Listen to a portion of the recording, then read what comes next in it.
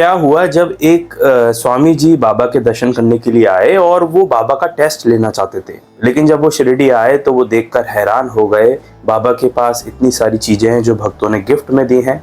और उसके बाद जब वो बाबा के सामने गए तो बाबा का क्या रिएक्शन था। ये कहानी है एक स्वामी जी की जिनका नाम था सोमदेव स्वामी जी। सोमदेव स्वामी जी की जान पहचान हो गई थी काका साहेब दीक्षित के ब्रदर से। काका साहेब दीक्षित जो बाबा के एक बहुत अच्छे भक्त रहे हैं और बाबा से बहुत कुछ उन्हें सीखने को मिला है।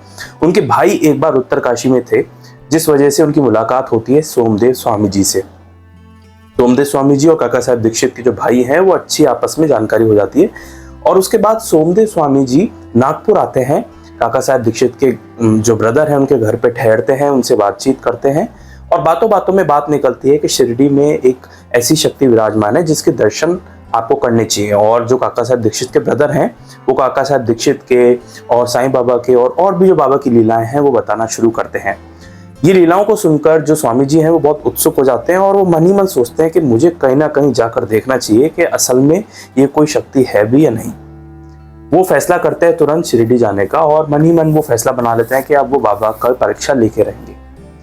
हुआ ये कि स्वामी जी को कहीं ना कहीं मन में अहंकार था और वो ये सोच रहे थे कि आखिर ऐसे कैसे किसी पर विश्वास किया जा सकता है। सब कुछ सामान लेकर वो शिरडी पहुंचे, कोपर गांव गए। कोपर गांव से उन्होंने किया एक तांगा और तांगे के साथ वो पहुंच गए शिरडी। अच्छा, दूर से ही जब बाबा की द्वारका माई दिखने लग गई थी तो उन्होंने तांगे वाले को रुकने को कहा और उस द्वारका माई के ऊपर उस वक्त दो जो फ्लैग हैं, जो झंडे हैं बाबा की तरफ से, वो लगवाए जाते थे और जो भक्त हैं वो लगाया करते थे। उन झंडों को देखकर उस तांगे वाले से वो पूछते हैं कि ये क्या है। तो वो जो लोग होते हैं तांगे में और जो सब लोग होते हैं वो कहते हैं कि यही साईं बाबा की निवास स्थान है, यही द्वारका माई है। अच्छा, वो जो स्वामी जी होते हैं वो सोचते हैं कि किसी भी संत को जिसकी लोग दुनिया मानती है, उनको पूजती है, उनको अपने निवास स्थान के ऊपर झंडे लगाने की, फ्लैग लगाने की क्या जरूरत। ये तो एक अहंकार की निशानी हो गई। और जैसे कोई राजा महाराजा लगाते हों, ये तो उस टाइप की चीजें हो गई, उन्हें इन सब की चीजों की क्या जरूरत। और फिर स्वामी जी बोलते हैं कि मुझे यहाँ नहीं दर्शन करना, मेरा मन पलट गया है, वापस घुमा लो और हम वापस जा रहे हैं। अच्छा, जो और भी लोग होते हैं वो कहते हैं कि आप इतना सफर करके आए हैं तो यहाँ पर आए हैं तो बाबा को मिल तो लीजिए एक बार, उसके बाद अपने मन बनाइएगा। वो बोलते हैं कि नहीं, ये देख के मेरा मन खराब हो गया और मैं अब लौटना चाहता हूँ। तमाम जो लोग होते हैं वो बोलते हैं कि अगर आप यही देखकर लौटना चाह रहे हैं तो आप द्वारका माई जाएंगे और जब बाबा के पास एक रथ है, एक घोड़ा है, एक पालकी है, एक ग्रामोफोन है जो अलग अलग भक्तों ने उन्हें तोहफे में दिया है, वो देखकर आप तो फिर और ज़्यादा परेशान हो जाएंगे और ज़्यादा कंफ्यूज हो जाएंगे। अच्छा, ये बात सुनकर ही वो और ज़्यादा हैरान हो गए। उन्होंने बोला कि अब तो दर्शन बिल्कुल नहीं करने, इतनी सब चीज़ें, इतनी सब गिफ्ट, इतनी सब बड़े बड़े, क्योंकि उस जमाने में रथ यानी कि कार, तो रथ है और घोड़ा है तो ये तो कोई महाराज हो, तो इनके पास जाने से क्या मतलब। लेकिन सब लोगों ने बोला कि बस थोड़ी ही दूर रह गया है शिरडी और वो द्वारका माई, तो आप एक बार जाके बाबा से मिल लीजिए और फिर जो पूछना हो पूछ लीजिए और वहीं से लौट लीजिएगा।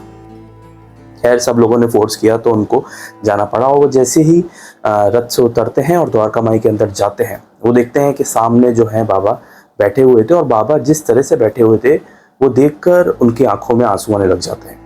पता नहीं उनको कुछ ऐसा होता है कि जैसा उनको लग रहा है कि जो उनके गुरु हैं वो वहीं विराजमान है। और साथ ही में जब वो जैसे जैसे बाबा के करीब जाते जाते हैं उनकी आंखों से टप टप करके आंसू जो है वो गिरने लग जाते हैं। और भी जो भक्त थे द्वारका माई में वो इन स्वामी जी को आते हुए देखते हैं और इनको रोते हुए देख वो ये मन में सोच रहे होते हैं कि आखिर ये कौन है और यहाँ दर्शन करने आए हैं और ये रो क्यों रहे हैं। लेकिन स्वामी जी तो अपना इमोशन कंट्रोल नहीं कर पाए और बाबा को सिर्फ देखने मात्र से ही उनका मन ऐसा परिवर्तन हुआ कि वो रोने लग गए। फूट फूट कर रोते हुए वो जब पास आए और बाबा को उन्होंने झुककर अचानक से ही प्रणाम कर दिया, उस पर बाबा एकदम क्रोधित हो गए। बाबा क्रोधित होकर बोलने लगे कि तुम यहाँ आए ही क्यों। जब कोई एक ऐसा संत है और तुम ये समझते हो कि एक ऐसा संत है जिसको जो अपने द्वारका माई के ऊपर झंडे क्यों लगाता है, उसको क्या जरूरत, और इसके पास इतनी सारी चीजें हैं तो उसका दर्शन करने से क्या लाभ। मुझे तो लौट जाना चाहिए था, तो तुमने ऐसा सोच ही लिया था तो तुम यहाँ आए क्यों।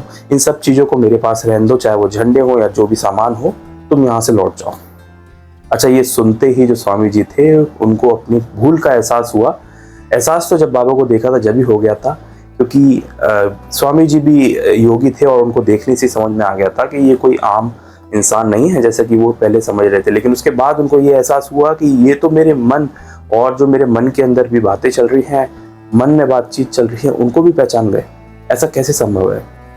संभव ऐसे है कि उनको समझ में आता है कि असल में आपको बाबा दिखते जरूर हैं देहधारी, लेकिन वो हर जगह हर समय प्रेजेंट है और आपके मन में क्या, आपके पिछले जन्म में भी क्या बातचीत हुई थी, वो सब वो जानते हैं। और इसी वजह से स्वामी जी को थोड़ा सा धक्का लगा और तब बाबा को, और बाबा जिस तरीके से वहाँ बैठे थे दुनी माई के पास, जिस टाट के टुकड़े पे वहाँ बैठे थे, उनको देखकर ही उन्हें ये समझ में आ गया कि इनके पास भले ही सारी चीज़ें क्यों ना हो जो कि भक्त देकर जाते हैं, चाहे वो रथ हो गया, घोड़ा हो गया, पालकी हो गई, झंडे हो गए, ग्रामोफोन हो गया, तमाम जो चीज़ें हो गई, लेकिन इनको तिल मात्र भी फर्क नहीं पड़ता उन चीज़ों से। ना वो इन चीज़ों का यूज़ करते हैं, ना इन चीज़ों को अपने डेली दिनचर्या के कामों में इस्तेमाल करते हैं, और बिल्कुल वैसे ही सादा जीवन जैसे जीते हैं जैसे वो शिरडी में आए थे जब जी रहे थे, और आज सन 1900 के बाद जब मैं देखने गया जब जी रहे हैं। यानी कि सेम टू सेम वैसा ही जीवन ये हमेशा से जी रहे हैं।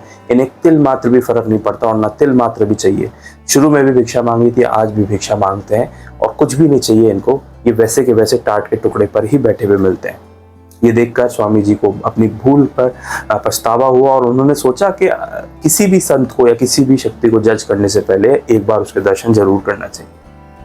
इसके बाद स्वामी जी को ये लगा कि बाबा ने उनको डांटा। पहले तो उन्हें थोड़ा सा बुरा लगा, लेकिन फिर वो समझ गए कि ये जो डांट है ये मेरे मन के भीतर अहंकार को है, मेरे बुरे विचारों को है, ना कि मुझे है। इसलिए इस डांट में भी ब्लेसिंग बाबा की मानकर, बाबा का आशीर्वाद मानकर मुझे आगे बढ़ना चाहिए। और उसके बाद स्वामी जी बाबा के एक महान भक्त हो गए।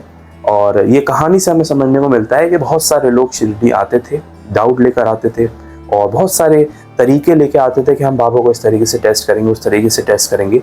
लेकिन तमाम कहानियों से हमें जानने को मिलता है कि जब वो पल आता था टेस्ट करने का, जब वो समय आता था, उससे ठीक पहले ही बाबा सारा गेम उल्टा कर देते थे और सामने वाला खुद सोचता था कि मैं टेस्ट लूँ, उससे पहले ही बाबा ने मुझे बता दिया कि तुम गलत कर रहे हो और अपने अहंकार में जीना हमेशा गलत होता है।